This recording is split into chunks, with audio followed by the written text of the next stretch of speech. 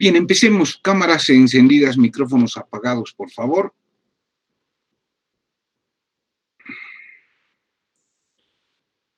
Haciendo un pequeño resumen de lo que hemos visto la anterior clase. Habíamos visto primero algo de las bases biológicas de la conducta, es decir,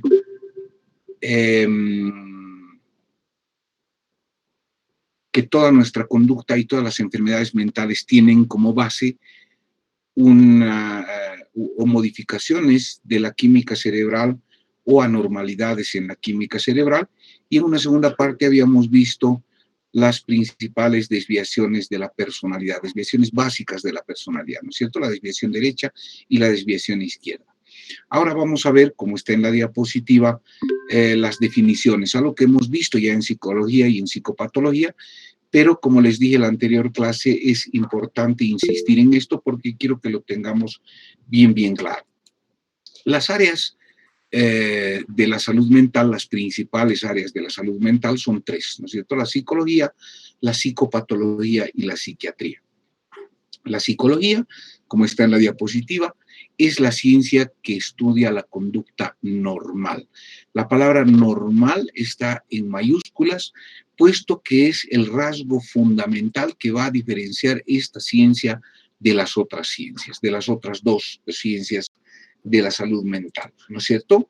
Etimológicamente, la palabra psicología deriva del griego psique, que se traduce convencionalmente como mente. Originalmente la traducción originalmente significa alma, pero alma es un concepto anacrónico en términos de ciencia, ¿no es cierto? De modo que se traduce convencionalmente como mente y logos, tratado o estudio. Entonces, la ciencia que estudia la conducta normal. La psicología, lo hemos mencionado antes, no estudia las anormalidades de la conducta. Hay otra ciencia que se ocupa de eso, que es la psicopatología, que la vamos a definir a continuación.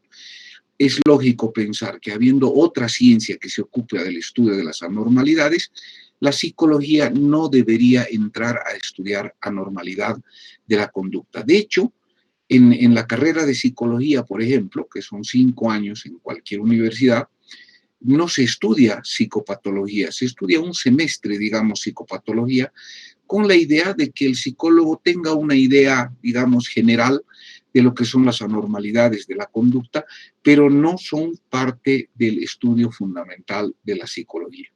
Habíamos puesto como ejemplos, yo siempre uso ejemplos muy parecidos, de modo que habíamos puesto como ejemplo, ¿no es cierto?, antes la psicología educativa. Y habíamos dicho, ¿cuál es la función del psicólogo educativo? El psicólogo educativo es el psicólogo del colegio, ¿no? Todos los colegios tienen psicólogo. De hecho, la mayoría de los colegios tienen más de un psicólogo, es decir, hay por lo menos 3, ¿no? Suele haber un psicólogo de nivel inicial, un psicólogo de nivel intermedio y un psicólogo de secundaria o de nivel avanzado, digamos, en el colegio, ¿no? Esto porque, lógicamente, la conducta es diferente en los diferentes grupos etarios.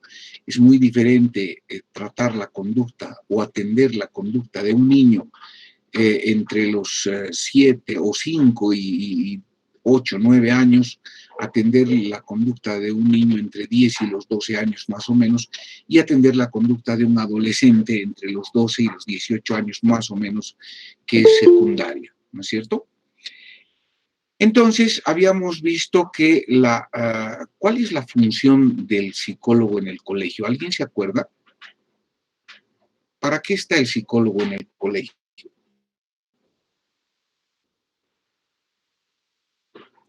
Para hacer que ver las capacidades de cada alumno y mejorar en esas capacidades de un alumno. Por ejemplo, una persona es muy buena en matemáticas, entonces intentar que el profesor trabaje más con ese alumno en matemáticas. Por otro lado, hay otro alumno que va a ser bueno en historia, entonces hacer que trabaje más en historia y así más o menos. Exactamente como dice Hugo. Habíamos visto que la función del psicólogo o de los psicólogos en el colegio no es como generalmente se piensa una función disciplinaria. Porque algo que siempre pongo de ejemplo es que te portas mal en aula y te mandan con el psicólogo, ¿no es cierto? Como que el psicólogo te va a hacer algún tratamiento mágico y te va a volver buena gente y buen alumno y estudioso, etcétera. Y no es así. La función del psicólogo no es esa, ¿no es cierto? No es disciplinaria. La función del psicólogo, como nos decía Hugo, es exactamente esa, es determinar las potencialidades de cada estudiante y trabajar en forma diferenciada con cada profesor esas potencialidades. Hugo ha puesto el ejemplo que siempre utilizo de las matemáticas, sin embargo es simplemente un ejemplo. En realidad esto se aplica a todas las áreas. Y pongamos otro ejemplo, en artes, no sé cómo se llama ahora, le cambian de nombre en cada. Cuando yo estaba en colegio se llamaba dibujo, ¿no? Luego se le llamó artes plásticas. Ahora no sé cómo se le llama, ¿alguien sabe cómo se llama? Bueno, deben saber cómo se llama ahora la materia donde se hace arte.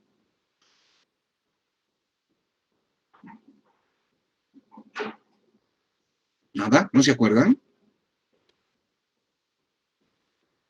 Bueno, dibujo vamos a decir. Es obvio que cada persona tiene diferentes potencialidades en términos de habilidades para dibujar. Entonces, suele pasar que en algún curso el examen final es hacer una pintura, por ejemplo. No sé si les ha pasado en sus colegios. Y obviamente, entre los que estamos acá, vemos 38 ahorita en sala, hay algunos que tienen mucha habilidad para dibujar con seguridad y no hay necesidad de estudiarlo ni nada. Es una potencialidad cerebral, ¿no? Y hay quienes realmente son malos para dibujar con seguridad.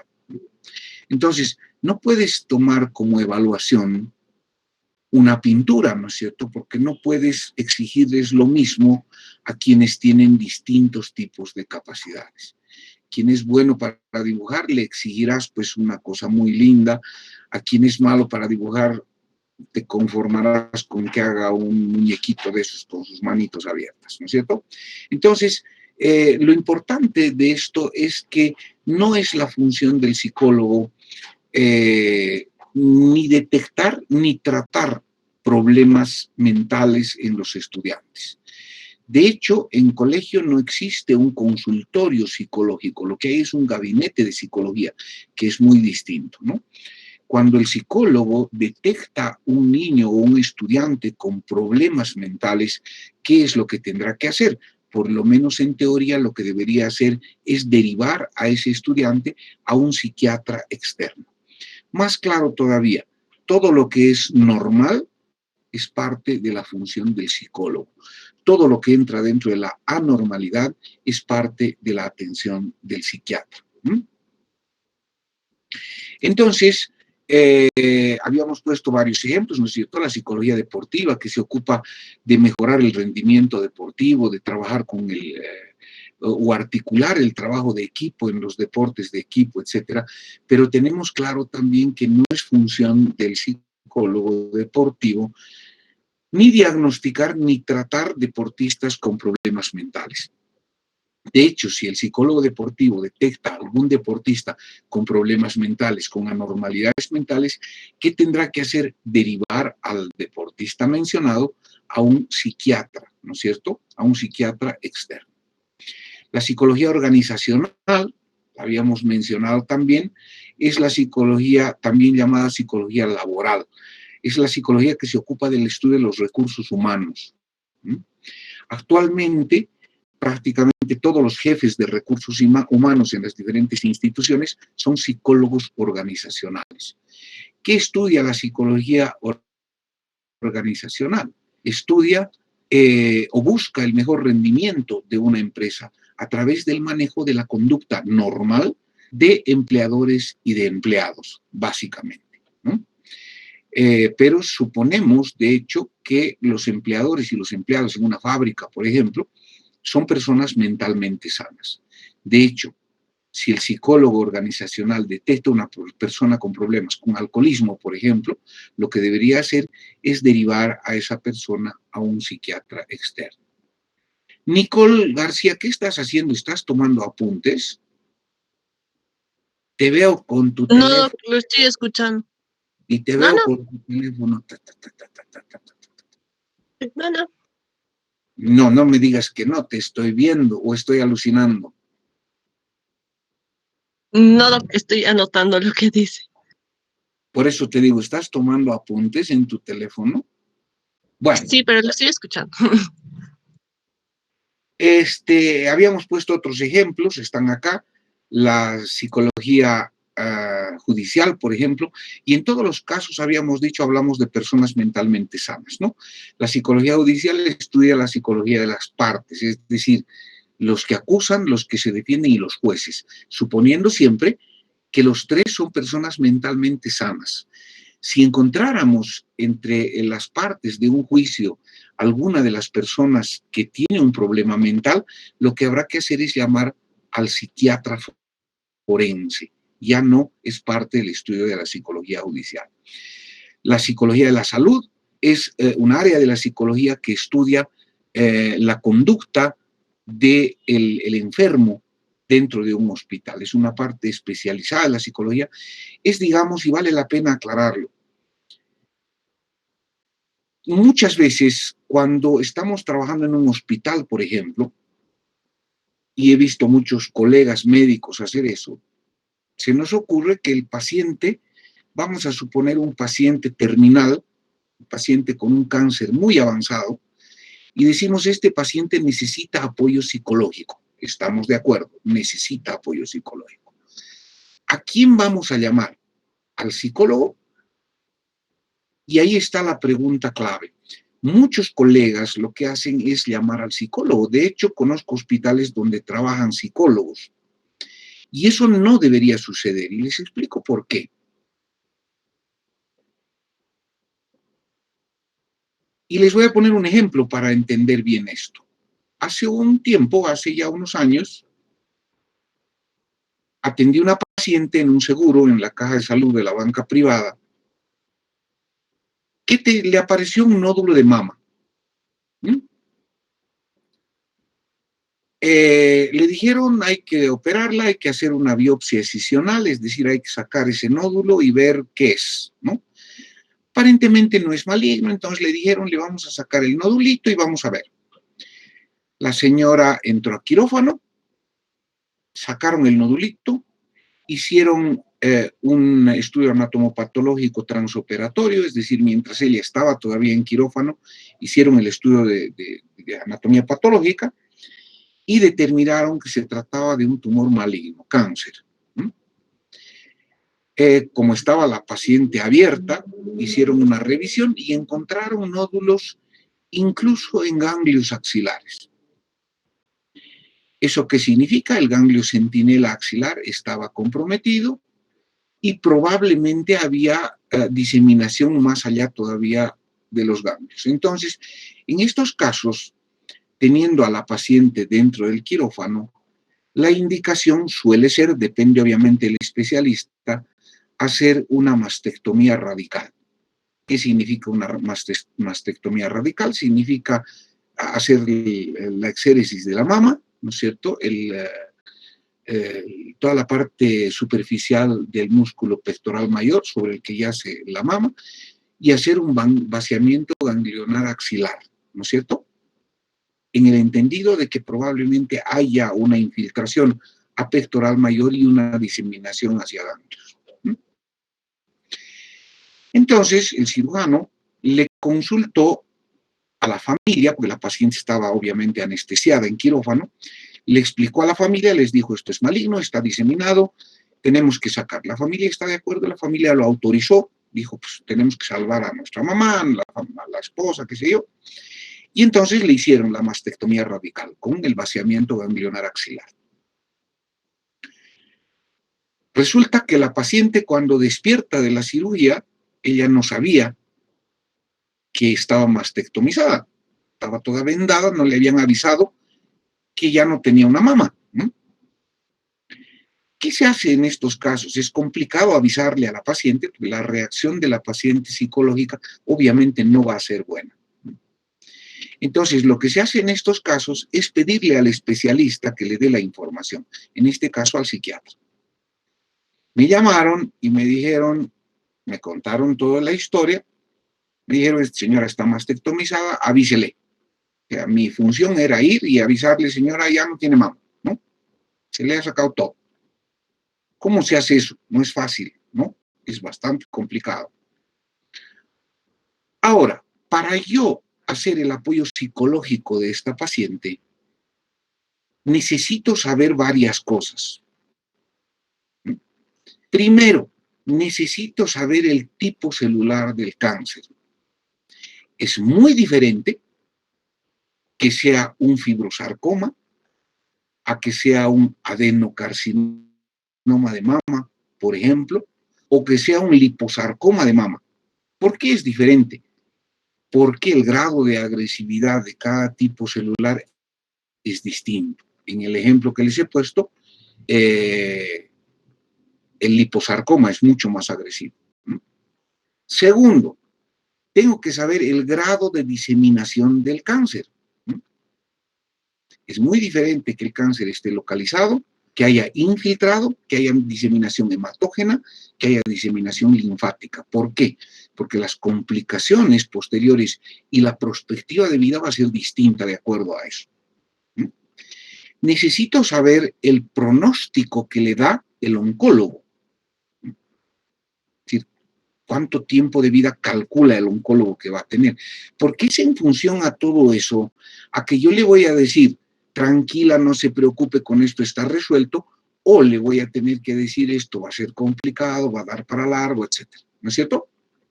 ¿Se entiende hasta aquí clarito? Entonces, antes de ir a entrevistarme con la paciente, me he entrevistado con el patólogo, me he entrevistado con el oncólogo, me he entrevistado con el cirujano que la operó, que era un cirujano general, ¿no? Para tener toda esa información. Y más información todavía, estoy simplificando un poco. Y aquí viene la pregunta, ¿un psicólogo qué sabe de eso? ¿Qué sabe de tipos celulares? Aparte necesito saber el grado de diferenciación, ¿no es cierto?, del tumor. Ustedes saben que a mayor diferenciación, menos agresivo es. A menor diferenciación es mucho más agresivo el tumor. Entonces, para yo trabajar la psicología de la paciente, necesito saber eso. Y para eso tengo que ser médico, definitivamente. El psicólogo no tiene idea, con suerte sabe dónde está la mama, de ahí no sabe más. Entonces, ¿qué le puede decir el psicólogo? Tranquila, sea fuerte. Eso le puede decir un amigo, eso le puede decir un cura, ¿no es cierto? No necesita ser especialista para decirle eso. Con eso creo que se aclara mucho el hecho de que cuando pides apoyo psicológico para un enfermo, necesariamente debe ser psiquiatra, ¿no? Porque tiene que saber qué es lo que está pasando. No hace mucho en nuestro hospital, en el hospital de la universidad, hubo un caso parecido, ¿no? De un paciente que tenía hematemesis, le hicieron una endoscopía y le dijeron es cáncer, o dijeron es cáncer. Me llamaron, me dijeron avísele, tiene cáncer de esófago. Pero si ustedes se ponen a pensar, no puedes diagnosticar cáncer por endoscopía. Para decir cáncer, tienes que hacer un estudio anatomopatológico. Entonces, ¿cómo yo le voy a decir a un paciente, tiene usted cáncer, si después en la anatomía patológica sale negativo y no es cáncer? Yo primero tengo que conocer el estudio anatomopatológico. Entonces he pedido que se le tome una biopsia a este paciente y se haga un estudio anatomopatológico, porque yo tengo que saber además, repito, el grado de infiltración, el grado de diseminación, el tipo celular, el tipo de diferenciación, etc. Bueno, con eso creo que queda bien claro. La excepción es la psicología de la salud y por eso he aclarado todo esto en función a este punto. La psicología de la salud es una especialidad de la psicología que dura 2 años en la que el psicólogo estudia el funcionamiento básico del organismo, es decir, va a estudiar anatomía, fisiología, fisiopatología, obviamente muy simplificado, ¿no? Al nivel del que estudia un médico, ¿no? Porque el psicólogo que trabaja en hospital tiene que tener conocimiento de lo que es la salud, de lo que es la medicina, por lo menos desde una perspectiva básica. Lo mismo que tiene que conocer quien trabaja en un hospital, una enfermera, una instrumentadora quirúrgica, que ustedes saben llevan además entre sus materias todas las que he mencionado, ¿no? Anatomía, fisiología, microbiología, etcétera. Pero obviamente de una manera mucho más simple. Entonces, esta psicología de la salud es una excepción. Un psicólogo que tiene un posgrado en psicología de la salud definitivamente sí puede trabajar en un hospital, puesto que está muy bien educado e informado en lo que es todo lo que compete a la salud, ¿no? Ahora bien, la psicología médica es la que hemos estudiado en cuarto semestre, ¿no es cierto? Y hemos dicho, estudia la conducta normal de quién, del médico, del paciente y de la familia. La psicología la aplicada a la odontología es otro ejemplo, estudia la conducta normal del odontólogo, del paciente y de su familia. Y en realidad hay psicología aplicada prácticamente a cualquier disciplina. Toda vez que maneja la conducta normal, pues hablamos de conducta normal en absolutamente cualquier profesión o disciplina y existe una psicología aplicada para cualquiera de estas. Insisto, sin embargo, el psicólogo no debe entrar a lo que es la anormalidad mental. Y habíamos comparado finalmente la psicología con la fisiología. Recordemos que la fisiología estudia el funcionamiento normal de órganos y sistemas. La fisiología no estudia anormalidad. La anormalidad la va a estudiar la fisiopatología que ustedes se han llevado hace varios semestres, ¿no? Y si hay una ciencia que estudia la anormalidad de las funciones, es obvio que la fisiología no tiene por qué meterse en esa área. Y justamente en la siguiente diapositiva está la psicopatología. Y dice ciencia que estudia la conducta humana anormal, del griego psique, traducido como mente, patos, y ahí está la clave, significa anormalidad o enfermedad, y logos, tratado o estudio. La psicopatología es la ciencia que estudia la conducta humana anormal. De hecho, si ustedes recuerdan, en psicopatología hemos visto los síndromes psicopatológicos. Hemos hablado de qué son las psicosis, qué son las neurosis, qué son anormalidades mentales. Sin embargo, la psicopatología aún no va a entrar en lo que es diagnóstico y tratamiento. El diagnóstico y tratamiento son área de la psiquiatría y es justamente lo que vamos a ver en este semestre. La psicopatología es comparable a la fisiopatología y a la semiología. Es justamente lo que hemos visto en la materia de psicopatología. Y por último está la psiquiatría. Decía, ciencia clínica que estudia y se ocupa del diagnóstico y tratamiento de la enfermedad mental. Etimológicamente deriva del griego psique, que se traduce como mente, iatros, que significa médico, o iatreia, que significa curar. Entonces, todo lo que es anormalidad, enfermedad mental, repito, es área de la psiquiatría y no de la psicología. Entonces, acá hay un resumen de lo que hemos visto. La psicología estudia lo normal, comparable a la fisiología, la psicopatología lo anormal, comparable a la fisiopatología, y la psiquiatría se ocupa del diagnóstico y tratamiento, que viene siendo la especialidad clínica que se ocupa de las anormalidades de la conducta. Lo que vamos a estudiar entonces, justamente a partir de la próxima clase, es básicamente el diagnóstico y tratamiento de las enfermedades mentales. Nos vamos a centrar en 3 puntos fundamentales: la etiología, el diagnóstico y el tratamiento. ¿De dónde viene el problema?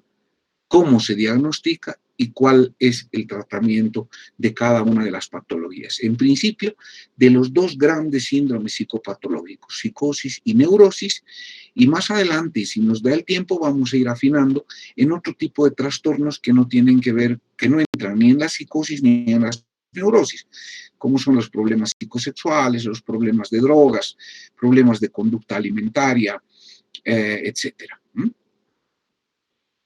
Bueno, con eso creo que tenemos claro el panorama. No sé si hay alguna duda, pregunta, curiosidad hasta aquí.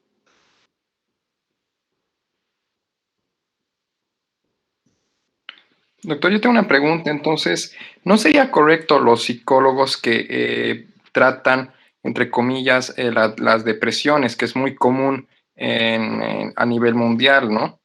No sé cómo, digamos, con la definición que llevamos nosotros.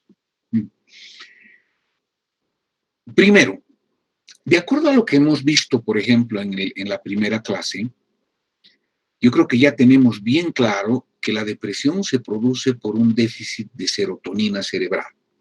¿Mm? La pregunta sería, ¿cómo puede un psicólogo elevar los niveles de serotonina?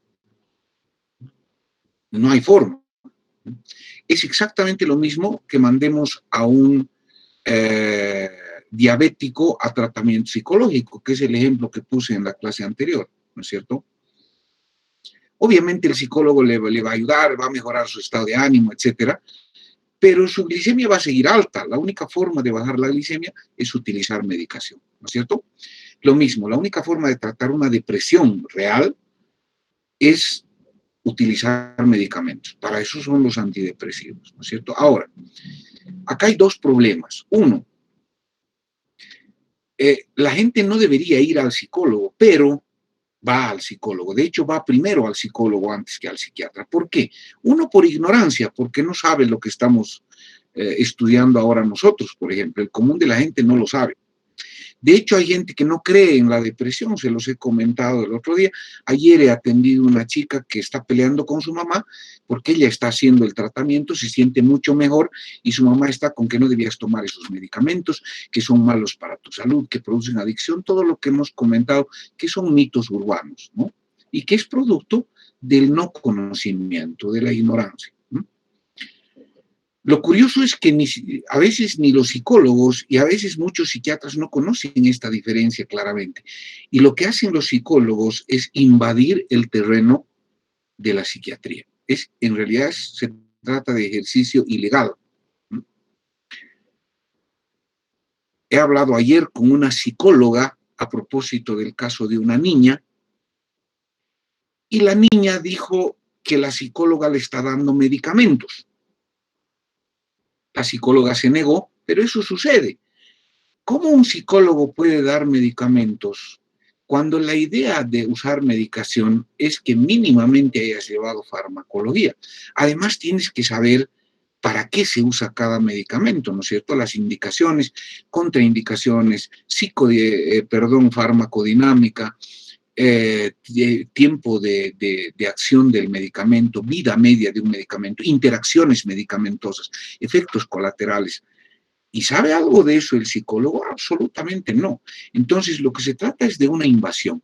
Esta invasión de terreno profesional sucede en todas las especialidades.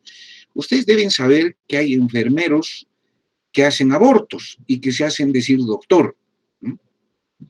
Ustedes deben saber que hay mecánicos dentales que se hacen decir doctor, dicen que son dentistas y hacen tratamientos. Ustedes deben saber que el arquitecto se hace decir ingeniero, el contratista se hace decir arquitecto, el maestro se hace decir contratista, ¿no? Y el albaco se hace decir maestro. Así funcionamos, lamentablemente. Sin embargo, lo que sucede con muchísima frecuencia es que una persona deprimida, por ejemplo, va al psicólogo y continúa empeorando y termina yendo a un psiquiatra. A los psiquiatras nos conviene porque llegan peor y yo cobro más si es peor, ¿no es cierto? Pero definitivamente eso no va bien con la población, ¿no? Ahora, hay psicólogos muy ubicados. Yo trabajo con varios psicólogos. Hay psicólogos muy ubicados, ¿no? Que cuando ven que el problema no lo van a poder resolver, lo que hacen es transferir al psiquiatra inmediatamente, ¿no? Usted necesita psiquiatra y me busca, me dice, me ha mandado la licenciada tal, me ha mandado el licenciado tal, requiere tratamiento, medicamentos.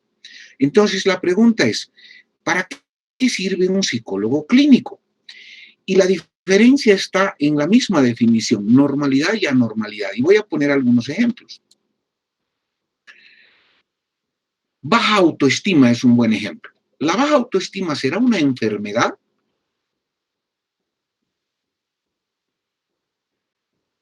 Okay. Es decir, el verme en el espejo y decir, pucha, soy negro, feo, gordo, petizo, viejo. No, ya nadie me va a querer así. ¿Eso será una enfermedad? No creo. No, definitivamente no. Ese es un problema psicológico. El trabajo y el psicólogo clínico lo que hace es darte ejercicios. La mente se puede trabajar como el cuerpo. Es como cuando vas al gimnasio y al entrenador le dices, quiero más espalda, ¿no es cierto? Quiero más bonitos pectorales, quiero unos bíceps bien lindos para sacarme unas buenas fotos. O las chicas van y dicen, quiero más cola, más pierna, quiero bajar un poco la panza, ¿no? Y el entrenador sabe que ejercicios darte te da una serie de rutinas. El psicólogo también sabe manejar una serie de rutinas para que se pueda mejorar la autoestima, la autoimagen, la autovaloración. Problemas de comunicación, por ejemplo, ¿no? El decir, y me imagino que todos, hay tantas cosas que quisiéramos decirle a mucha gente, a la pareja, a la hermana, a la mamá, al papá, y nunca lo hemos hecho, no nos animamos, ¿no? O a la amiga, al amigo, ¿no? Entonces, ¿cómo le digo?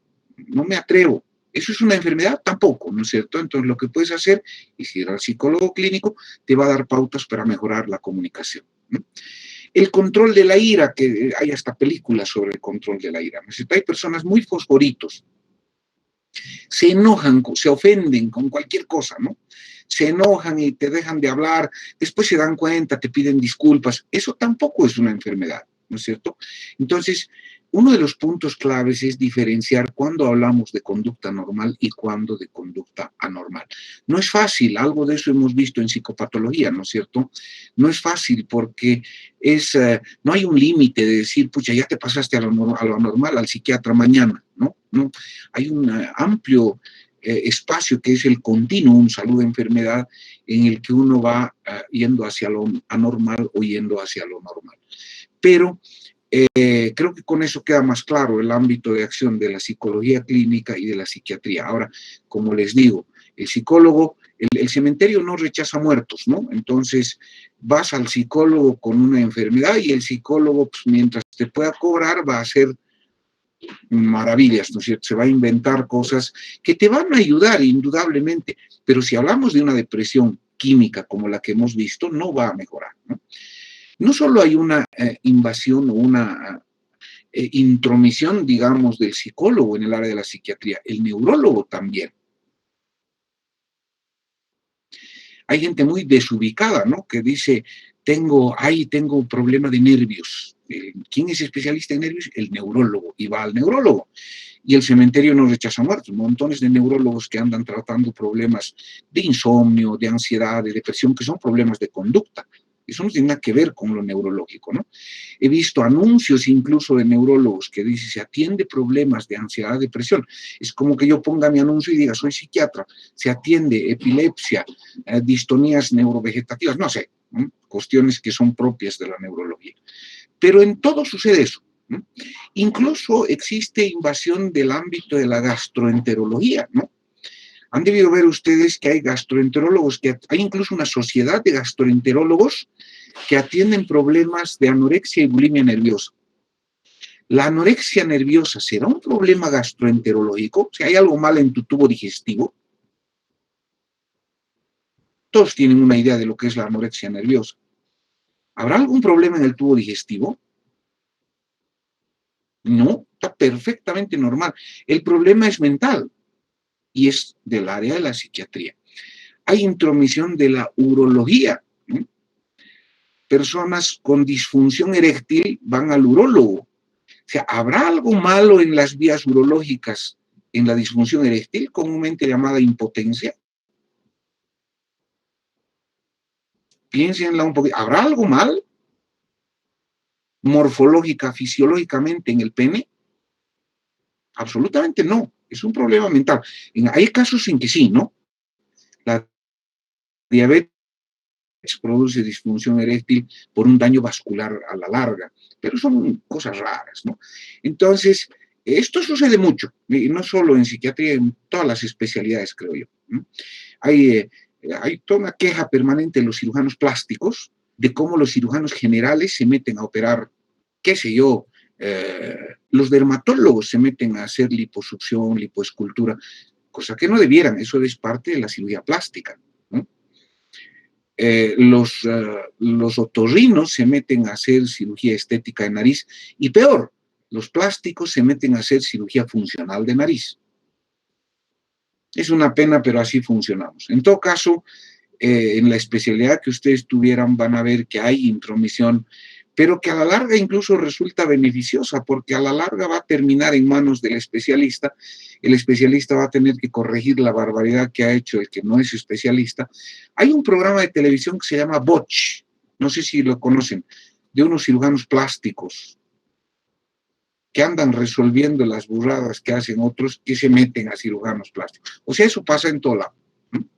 Bueno, no sé si hay alguna otra duda y si he contestado tu pregunta, Hugo. Sí, doctor, gracias. Sí, doctor, gracias.